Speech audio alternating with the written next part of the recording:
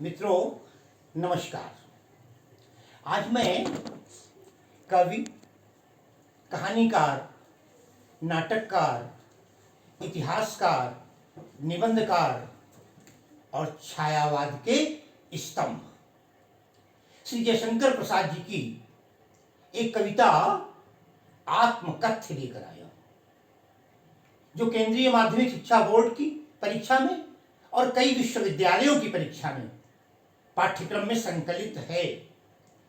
इस कविता के लिए पिछले वर्ष मुझे कई लोगों ने कहा था, लेकिन व्यस्तता या एक लंबी कतार वेटिंग लिस्ट की मैं नहीं दे सका।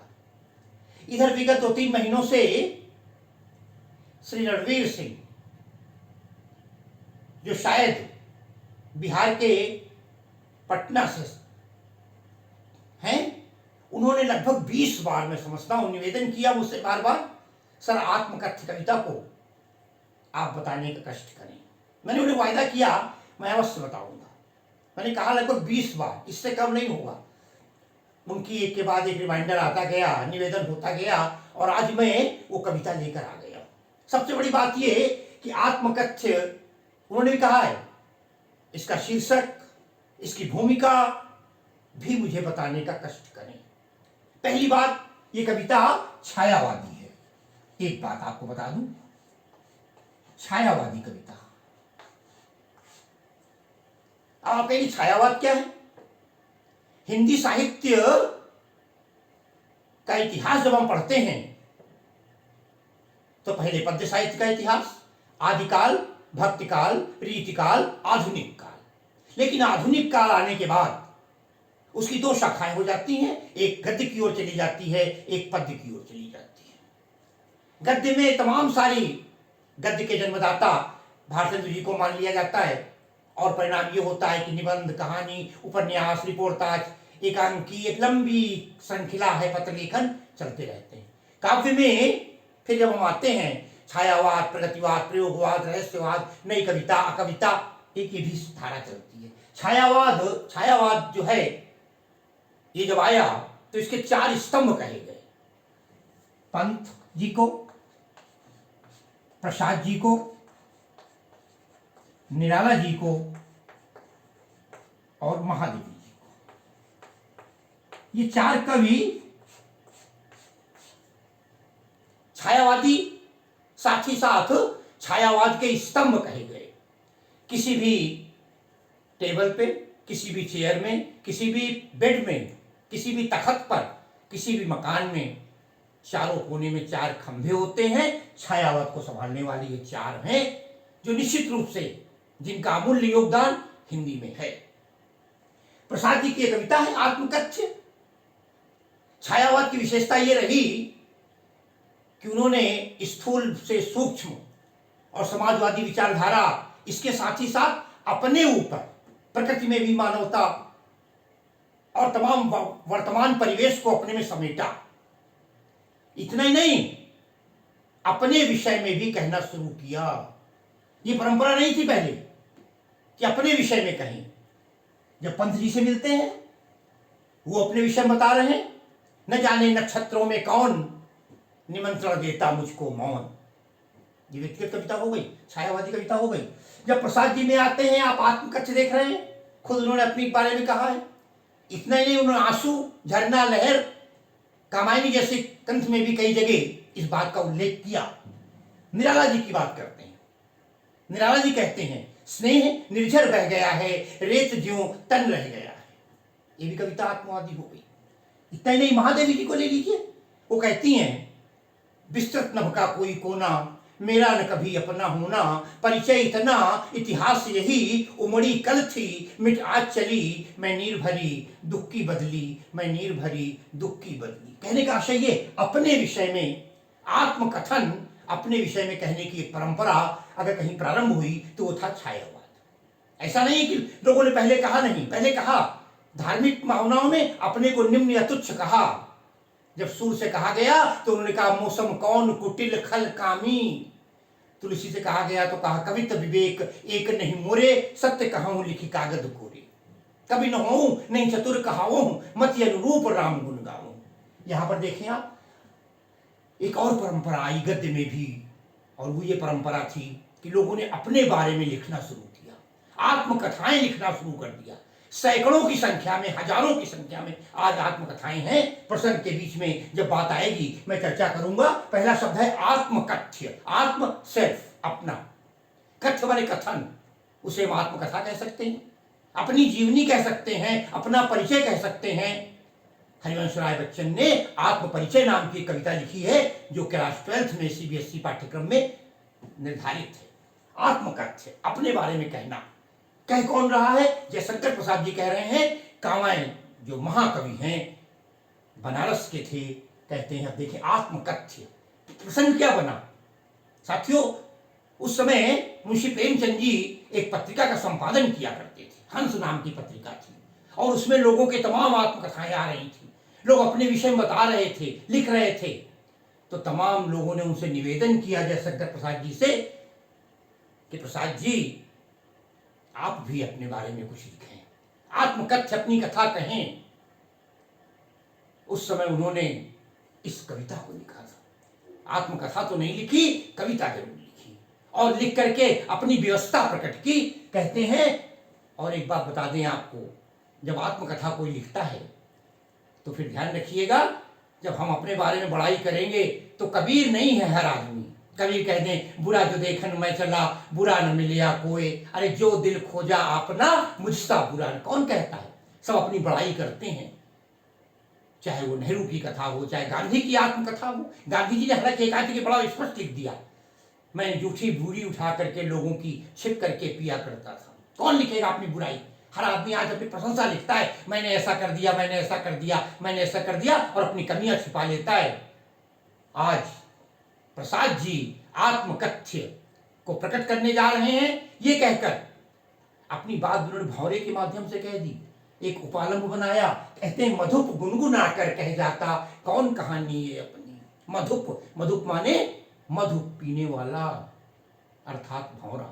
मधुप गुनगुना कर, जो मधुप भौरा गुनगुना रहा है, फूल पर बैठा हुआ, फूल के बाग में घूमता हुआ, कहते हैं गुनगुना करके कह जाता कौन कहानी ये अपनी। अब हम भौरे की भाषा तो नहीं जानते, भौरा कहना क्या चाहता है पता नहीं, क्या गुनगुना कर कह जाता है पता नहीं चलता। व्यंग भी हो सकता है कि अपनी बात पता नहीं क्या क्या बता देते हैं लोग। मधुप गुनगुना कर कह जाता कौन कहानी ये अपनी, मुरझा कर गिर रही पत्तियां देखो कितनी आज घनी। बहुत सुंदर बात कही। अरे उस पेड़ पर जैसे भौरा बैठा है, तमाम पत्तियां जो हैं एक एक करके गिरती चली जा रही हैं, नष्ट होती चली जा रही हैं।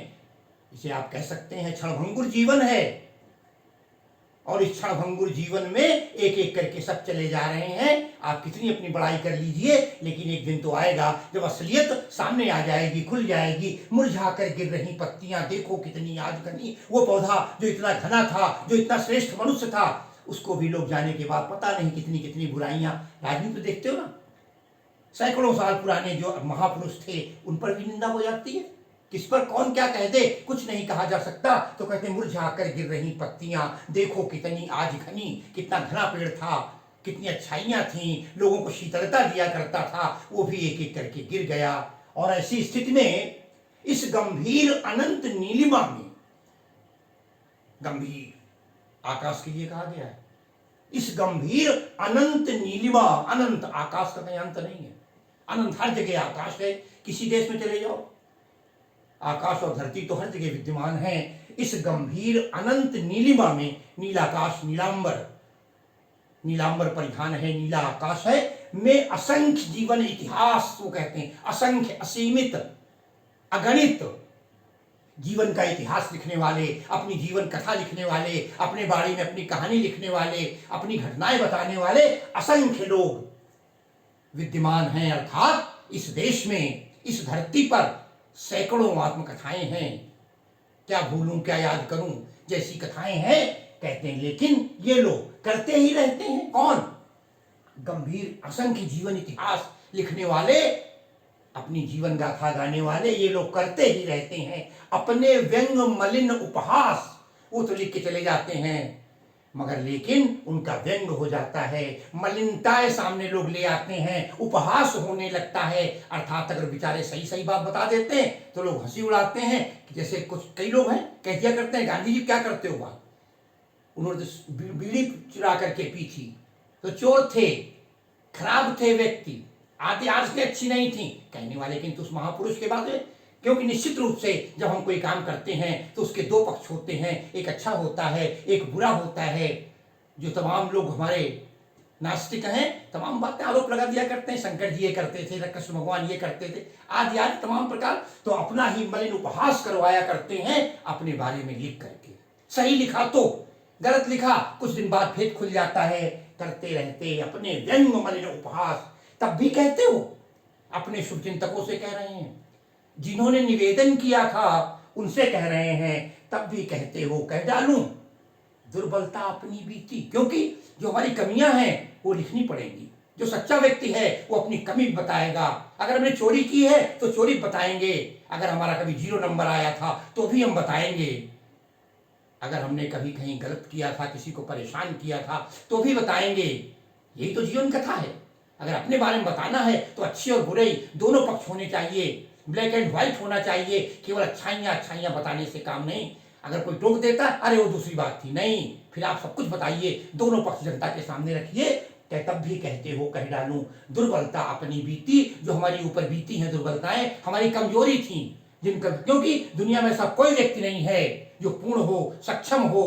केवल एक व्यक्ति सक्षम है, जीवन जगत के हो, विकास विश्व वेद के परम प्रकाशक हो, स्वयं ही पूर्ण काम हो, वो भले ही हो। अरे भाई, लोगों ने राम पर आरोप लगा दिया, सीता को जब उन्होंने निकाल दिया एक धोबी कहने से, जब भगवान को नहीं छोड़ा गया, गांधी को गोली मार दी गई, तो फिर आप समझ लीजिए और कौन बचेगा। सामान्य मनुष्य कहाँ आता है। कहते तब भी कहते हो कह डालूं मैं लिखूं दुर्बलता अपनी बीती, क्योंकि तुम सुनकर सुख पाओगे। कहने क्योंकि मैं जो अपनी कमजोरी बताऊंगा तो बड़ी हंसी आएगी। बहुत लोग बड़े अच्छे होते हैं और खूब आप सब कुछ कहलवा लेते हैं और फिर आपकी हंसी उड़ाते हैं। लोग कहते हैं नेता को, पुलिस वालों को अपनी कमजोरी नहीं बताना चाहिए। कोई कितना भी खास मित्र हो, आपकी अगर कमजोरी जानता है तो आप समझ लीजिए उससे डर कर रहते हैं लोग, जो हमारी कमजोरी। तो कहते हैं तब भी कहते हो कह डालो दुर्बलता अपनी बीती। अरे तुम सुनकर सुख पाओगे, तुम्हें सुख मिलेगा, क्योंकि देखोगे ये गागर रीति, गागर माने घड़ा और रीति माने खाली। कहने को हमारा नाम हर तरफ हो गया है, मगर असलियत में जाओ तब पता लगेगा कौन क्या है। आज के युग में बड़े बड़े नेता, बड़े बड़े लोग जब एक तरफ वो खेलते हैं, सोशल मीडिया में तमाम उनके दुष्प्रचार शुरू हो जाते हैं, गागर रीति होती है, बदनामी की जाती है। तो कहते देखोगे ये गागर रीति स्वयं कभी कहता है जो मुझ में कमजोरियां हैं, जो खालीपन है, अच्छाइयों को कोई नहीं देखेगा, बुराइयों की ओर सब निहारेंगे, सब निहारेंगे, सब। जब मैं पढ़ा करता था तो उस समय नंबर बहुत कम मिला करते थे और बड़ा प्रसिद्ध था, अधिकांश लोगों की सेकंड डिवीजन नहीं आती थी। फर्स्ट क्लास तो कहीं पूरे मोहल्ले में एक हो जाए तो हो जाए, थर्ड डिवीजन बहुत लोग आया करते थे। और जब कोई पूछता था अरे भैया कौन सी डिवीजन आई, तो हम कह दिया करते थे गांधी डिवीजन आई है। लोग बताते थे गांधी डिवीजन मतलब गांधी जी में थर्ड आए थे। देखिए इसका प्रचार हो गया, मगर उस सत्य और अहिंसा के उस पुजारी का जिसने सर्वस्व त्याग दिया, उसकी बात नहीं की गई। तो कहते हैं तुम सुनकर सुख पाओगे, देखोगे ये गागर रीति। किंतु कहता है गागर रीति तो है, मेरी अच्छाइयां नहीं देखोगे, किंतु कहीं ऐसा न हो कि तुम ही खाली करने वाले अपने को ही समझो। क्योंकि जब मैं बताऊंगा मुझे लोगों ने धोखा दिया था, मुझे लोगों ने परेशान किया, गलत फंसा दिया, मुझे नाना प्रकार के आरोप लगा दिए, सब झूठ थे, तो कहीं ऐसा न हो कि वो भेद तुम्हारे ऊपर खुल जाए। क्योंकि जिन्हें हम हार समझे थे गला अपना सजाने को, वही बन नाग आ बैठे हमें ही काट खाने को। एक विशेषता होती है, अपना ही आदमी हमेशा धोखा देता है। कहते कहीं ऐसा न हो कि तुम ही खाली करने वाले अपने को मान लो। जब मैं बताऊं कि मुझसे तमाम लोगों ने पैसे लूट लिए और उसमें एक तुम भी निकल आओगे, तब तुम्हें लगेगा कि तुम मेरी बुराई कर रहे हैं। वही कहते हैं किंतु कहीं ऐसा न हो कि तुम ही खाली करने वाले, तुम्ही ने हमें बुराई के रास्ते में ढकेला होगा, अपने को ही समझो।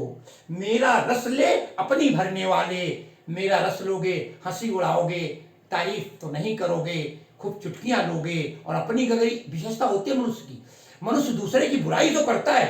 अरे भाई ठीक है दूसरे में बुराइयां है, आप अपनी अच्छाई बताओ ना, वो समझता है। निंदा रस में बड़ा आनंद मिलता है। लोग दूसरे की बुराई करते हैं और ये सिद्ध कर देते हैं कि मैं बड़ा अच्छा हूं। आप अच्छे कहां से हो गए? ठीक है, उनकी बुराई आप कर रहे हैं, वो व्यक्ति बुरा था या बुरा है, लेकिन उसके बुरे होने से आप अच्छे कहां से हो गए? आप बताइए। एक बच्चा आकर कह दे वो फेल हो गया, वो फेल हो गया, आप तो नहीं पास हुए ना। आप अपना बताइए कि मैं पास हो गया, पर उतने काफी है। अपनी अच्छाइयां बताइए। तो कहते हैं किंतु कहीं ऐसा न हो कि तुम ही खाली करने वाले अपने को ही समझो, क्योंकि स्वाभाविक है, कहा जाता चोर की दाढ़ी में तिनका, और जब मैं सही सही बताऊंगा, नाम भले न लूं मगर लोग तो जान जाएंगे कि किसके बारे में कहा जा रहा है, क्या हो रहा है। अपने को ही समझो, मेरा रस ले, मेरी बुराई का आनंद ले ले करके, चुटकी बजा बजा करके अपनी भरने वाले अपनी खाली माँ को भरोगे। हाँ, किसी के गिरते हुए, किसी के ऊपर चढ़ करके आगे बढ़ जाना महानता नहीं होती।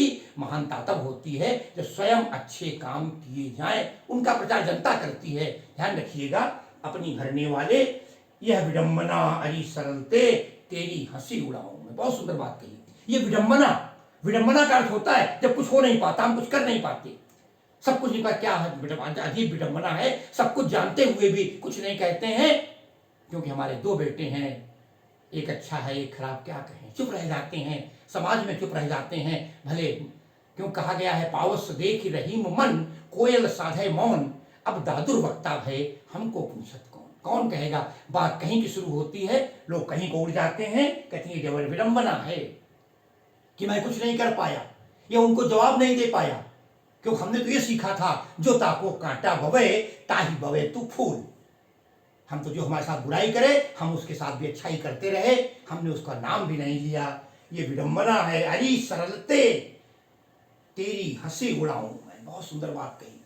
प्रसाद जी अपने को सादा सीधा सज्जन, हृदय से पवित्र व्यक्ति मानते हैं। कहते हैं मैं सीधा साधा और सरल व्यक्ति हूं। जब मैं सरल हूं, अपनी आत्मकथा लिखूंगा तो सब कुछ ज्यों की त्यों बात लिख दूंगा, तो तुम्हारी हंसी उड़ेगी। किसकी? विडंबना की। कह रहे आपने उसको थापड़ जवाब नहीं दिया, उसने इतनी बड़ी गलती कर दी थी, आप चुपचाप सहन करते रहे।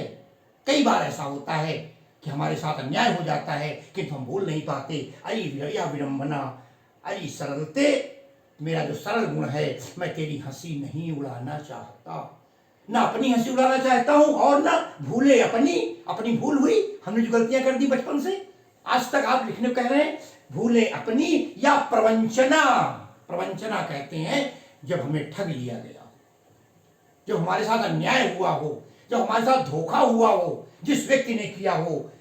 भूले अपनी या प्रवंचना, औरों की दिखलाऊं मैं, दूसरों की प्रवंचना बताऊं, दूसरों ने ऐसा किया था। क्योंकि जब दूसरों की प्रवंचना बताएंगे तो ये मानकर चलिएगा कि आप भी सामने वाले शामिल हो जाएंगे। एक खोटे सिक्के फिल्म देखी थी मैंने कभी, उसमें एक नायिका वैश्या का रोल कर रही थी, और उस वैश्या को जब नायक लेकर गांव आता है तो सारा गांव उसके बाहर इकट्ठा हो जाता है। घर के बाहर नायक है नहीं घर पर, और कहता निकलो ये वैश्या गांव में आ गई, वैश्या गांव में आ गई, वैश्या गांव में। और सबसे आगे गांव के पंडित जी थे, वो कहते हैं कोठे वाली यहां कैसे आ गई।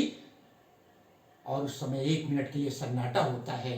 नायक आता है और नायिका पंडित जी से प्रश्न कर देती है, पंडित जी ठीक है मैं वैश्या हूं, कोठे पर हूं, आपको कैसे पता लगा कि मैं कोठे पर रहती हूं?